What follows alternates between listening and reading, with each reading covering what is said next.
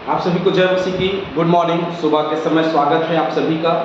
एक बार फिर से हम निर्गमन की किताब में आगे बढ़ेंगे और निर्गमन की किताब में आगे बढ़ने से पहले चैनल को लाइक करें, सब्सक्राइब करें, शेयर करें बहुत तेरे लोगों को। एक बार फिर से मैं आप सभी का धन्यवाद करता हूँ जितने लोगों ने मुझे सपोर्ट किया है उन लोगों का, और जिसकी वजह से मैं सारी चीज़ें जो है वो ले पा रहा हूँ, खरीद पा रहा हूँ, या मेरी फैमिली जो है वो बहुत अच्छे से चल पा रही है।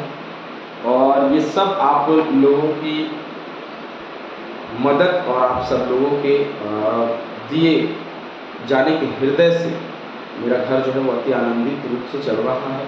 और मैं ये सारी चीज़ें जो है वो कर पा रहा हूँ सेवा में। जितना ज़्यादा सेवा के उपयोग की वस्तुएं मैं आज खरीद पा रहा हूँ वो सब आप लोगों की वजह से है जिन्होंने मेरी मदद की है। आप सभी को प्रभु आशीष दे। और विशेष करके दो लोग हैं, नाम नहीं लूँगा मैं, लेकिन विशेष दो लोग हैं जिन्होंने विशेष मदद की है परिवार को छोड़ के। बाकी मेरे परिवार के सभी लोगों ने मेरी निरंतर जो मेरी मदद करते रहते हैं। तो प्रभु का धन्यवाद हो आप सभी के लिए। प्रभु आप सभी को आशीष दे। क्लास में आगे बढ़ेंगे।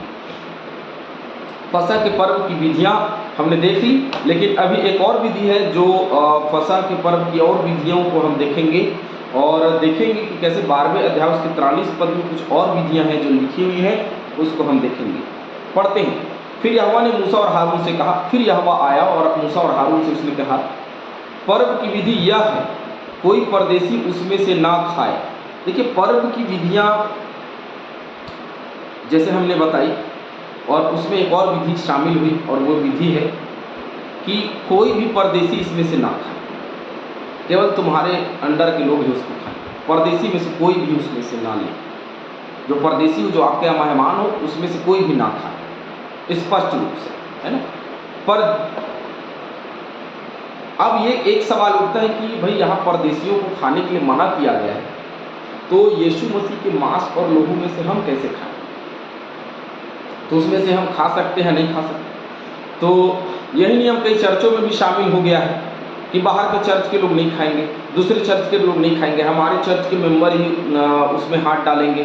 कई चर्चों में ऐसा नियम बनाया गया कि अब हमारे ही चर्च के लोग जो है उसमें से सेवन करेंगे, उसमें से खाएंगे और कोई दूसरा नहीं खाएगा, उसके मांस और लोहू में कोई दूसरा शामिल नहीं होगा। हाँ, ये बात अलग है, जो बपतिस्मा नहीं लिए हैं, जो मसीह यीशु पर विश्वास नहीं करते, वो लोग नहीं खाएंगे। ये अलग चीज़ है, जो ज़रूरत है, जो सही है। लेकिन ये गलत बात है कि भाई कोई भी व्यक्ति जो बाहर चर्चों से है वो हमारे चर्च में आकर के ना खाए। ये उन दिनों में व्यवस्था दी गई, लेकिन आज सब के लिए द्वार खोला गया। वो केवल इजरायली प्रजा के लिए था, लेकिन ये पूरी दुनिया के लिए यीशु मसीह का लहू और उसका मांस। तो चर्चों में ये नियम मत बनाइए कि परदेशी नहीं खा सकता। यहाँ नियम है कि परदेशी नहीं खा सकता, लेकिन चर्चों में ये नियम शोभा नहीं देती।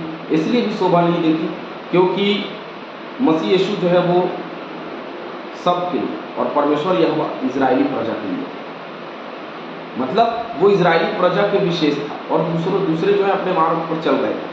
लेकिन जो मसीह यीशु के मार्ग पर चलते हैं, बाहरी लोगों के लिए अब आज भी नहीं है जो मसीह यीशु को नहीं मानते, लेकिन जो मसीह यीशु को मानते, जिन्होंने बपतिस्मा लिया, चाहे कोई भी चर्च के हो, उनका अधिकार ही नहीं परंतु वो उनका कर्तव्य भी है कि वो उसमें से ग्रहण करें और प्रभु यीशु मसीह के लहू और मांस को स्मरण करें। आगे बढ़ते हैं।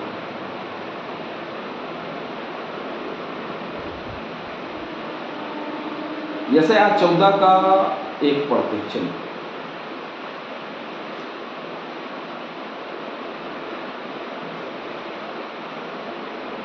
यहोवा याकूब पर दया करेगा और इजराइल को फिर अपनाकर उन्हीं के देश में बसाएगा, और परदेशी उनसे मिल जाएंगे और अपने अपने को याकूब के घराने से मिला लेंगे। अब देखिए, याकूब के घराने से ये परदेशी और मुसाफिर कैसे मिल जाएंगे?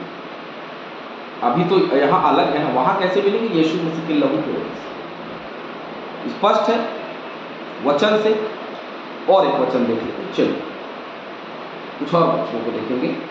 यशायाह 56 के 3। चलिए,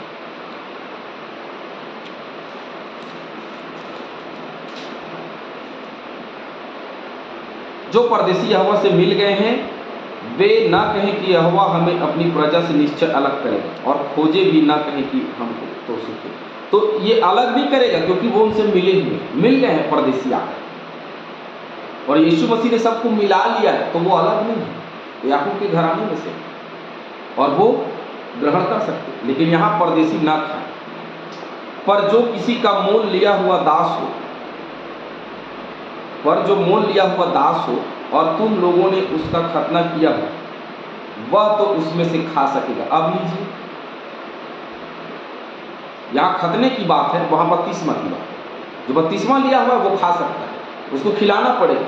और जो खतना रहित है, खतना से अलग है, वो नहीं ले सकता, वो उसमें से खा नहीं सकता। जो दास है, जिसका खतना तुम लोगों ने किया है, वो उसमें से खा सकेगा। पर परदेसी और मजदूर उसमें से ना खाएं। पर जो परदेसी हैं, जो मजदूर हैं, उसमें से ना खाएं, क्योंकि उनका खतना नहीं हुआ, पहली चीज़। दूसरी चीज़, वो इजरायली प्रजा से अलग है, क्योंकि जो दास लेकर के आते थे उनका खतना कर दिया है ना, जो दास है, क्योंकि वो दास है, उनको तो बात माननी पड़ेगी इजरायली प्रजा मिलने की। तो वो उसमें से खा सकते हैं, लेकिन परदेसी और मजदूर उसमें से ना खाएं, स्पष्ट रूप से। अब उसका खाना क्या है देखते हैं। उसका खाना एक ही घर में हो, अर्थात तुम उसके मांस में से कुछ घर से बाहर ना ले जाना।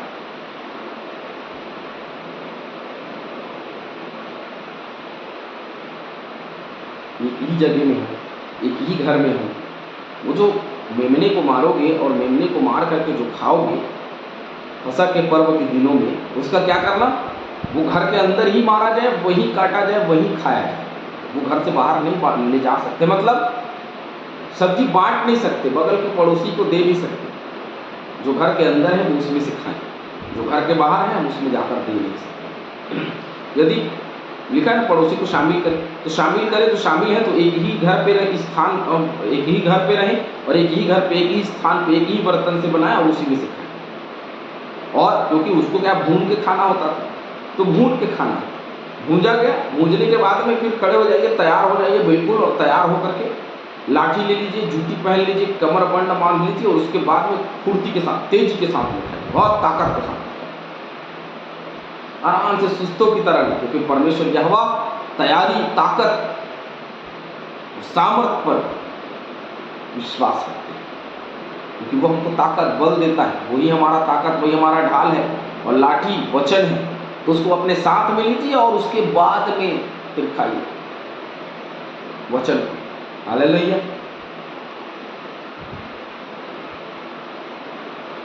और बलि पशु की कोई हड्डी ना तोड़ना। जो बलि पशु, उसको तो खड़ा भून के खाना, उसकी हड्डी तोड़ने वाली बात नहीं। उसकी हड्डी को ना तोड़ना, मांस को खाना है, मांस को खा के छोड़ना, उसकी कोई भी हड्डी ना तोड़। अब एक अटपटा सा ढंग है उसको खाने का भाई, लेकिन परमेश्वर यहोवा के लिए भाई दुनिया से अलग क्या नियम, यही तो नियम। काट काट के बोटी बोटी में करते तो क्या होता, मजे नहीं, तब काटना नहीं है भैया, उसको खड़ा खा जाना, सिर पैर कुछ नहीं फेंकना, सबको खा जाना, हड्डी बस छोड़ना। हड्डी को तो कोई खा नहीं सकता ना, तो हड्डी को तोड़ना नहीं है, अलग नहीं करना है, खाना है। जो हड्डी में मांस है उसको खाना, वेस्ट कुछ नहीं करना, लेकिन साथ ही साथ उसकी हड्डी को भी तोड़ना नहीं है। चलिए कुछ वचन पढ़ते हैं, भजन 22 का 14।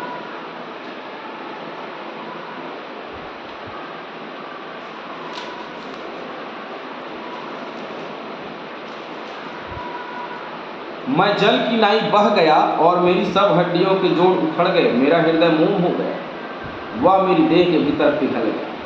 तो जोड़ उखड़ गए, तो जोड़ो, हड्डी को तोड़ना नहीं है, हड्डी को तोड़ना नहीं है, जोड़ से खोल सकते हैं, ऐसा हम कह सकते हैं। हालेलुया। आगे पढ़ते हैं, 34 का 20 भी देखते हैं कि खोल सकते हैं क्या, और स्पष्ट करते हैं। मैं यहोवा पर घमंड करूं, नंग लोग सुनकर आनंदित होंगे। सॉरी, कुछ तो गड़बड़ है। भजन 34 का 20। वह उसकी हड्डी हड्डी की रक्षा करता है और उनमें से एक भी टूटने नहीं पाती। हड्डी हड्डी जोड़ अलग है, यहाँ से अलग कर सकते, ये तोड़ना नहीं है, क्योंकि ये तो जोड़ है, यहाँ से अलग कर सकते हैं, लेकिन तोड़ना नहीं है उसकी हड्डी। जैसे यहाँ 51 का 8 भी देखते हैं, चलिए, सॉरी भजन संहिता 51।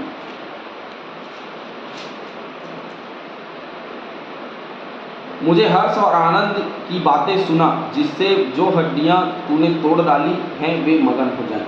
तो जो हड्डियाँ तोड़ डाली हैं वे मगन हो जाएं। हड्डियों को जोड़ने वाला परमेश्वर तोड़ने की बात नहीं कर सकता। उसने कहा कि भाई तोड़ना नहीं है, हड्डियों को तोड़ना बस नहीं, बाकी सारी चीज़ें जो है वो होती रहेंगी।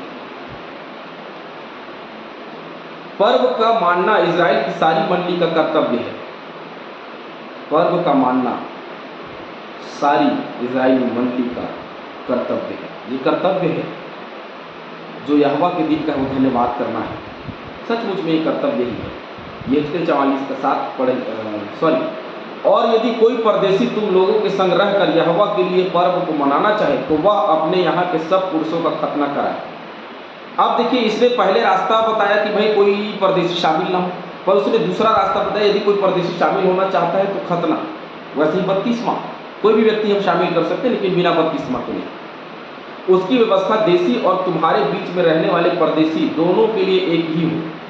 अब दोनों के लिए बराबर होनी चाहिए, अलग नहीं होनी चाहिए। ऊपर वापस जाते हैं तो वह अपने यहाँ के पुरुषों का खतना कराए, तब वह समीप आकर उसको माने और वह देशी मनुष्य के तुल्य ठहरेगा, पर कोई खतना रहित पुरुष उसमें से ना खाने पाए। कोई जो खतना नहीं जिसका, वो कोई ना खाने पाए, क्योंकि जितने इजरायली थे वो नियम खतना मानते थे और खतना वाले उसको खाया करते। ठीक वैसे ही प्रभु का अंगीकार करने वाले ही बपतिस्मा लेते हैं और बिना बपतिस्मा लिए हुए कोई उसमें से ना खाए, ये हम बोलते हैं। जैसे खतना वैसे बपतिस्मा का संस्करण, तो दोनों बराबर है। और जो बपतिस्मा लिए हुए हैं किसका, डूब का नहीं, डूब का बपतिस्मा एक चिन्ह मात्र है, पवित्र आत्मा और आग का बपतिस्मा है। जब हम बपतिस्मा लेते हैं डूब का, तो पवित्र आत्मा और आग का बपतिस्मा प्रथम लेते हैं, उसके बाद में संस्करण करें। यह आज्ञा जो यहोवा ने मूसा और हारून को दी, उसके अनुसार सारे इजरायलियों ने किया। जो आज्ञा उसने दिया सारे इजरायलियों ने किया। तो जो आज्ञा उनको मिली उन्होंने किया, हमको भी मिली, हम भी करते हैं और करना चाहिए। और ठीक उसी दिन यहोवा इजरायलियों को मिस्र देश से दल दल करके निकाल ले गए। एक बार फिर यह बात लिखा है कि दल दल करके इजरायलियों को वो क्या कर दिया, उसने वहां से इजरायलियों को निकाल लिया। किस दिन? जिस दिन मिस्र के पहलौठे मिले। किस दिन? जिस दिन फसह के पर्व की आज्ञा अनुमति मिली, उस दिन जिस दिन बलिदान के द्वारा या लहू के द्वारा इजरायली प्रजा बचाई गई और मिस्र के पहलौठे मारे गए, उसी दिन फिरौन राजा ने हार खा करके बरबस इजरायली प्रजा को निकल जाने की मंजूरी दी और कहा चले जाइए, बहुत जल्दी चले जाइए। और फिरौन का घमंड टूट गया। प्रभु आप सभी को बहुतायत से आशीष दे। आमीन।